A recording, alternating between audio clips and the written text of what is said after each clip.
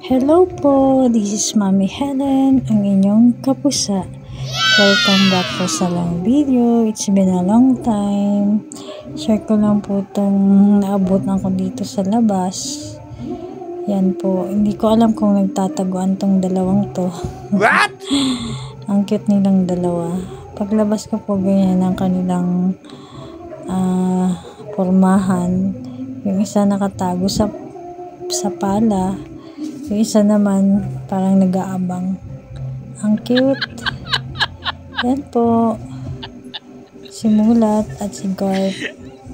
Ito pang dalawang pusa ko na to ay magkaibang attitude.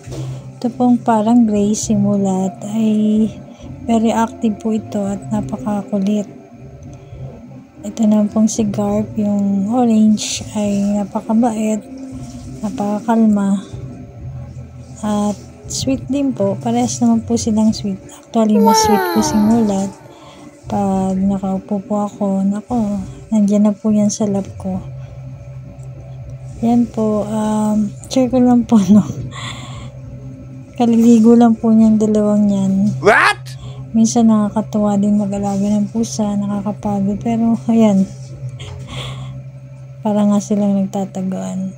Pero, sulit naman po kasi pag nakikita mo yung overload cuteness nila, yun, nakakalis mo ng stress.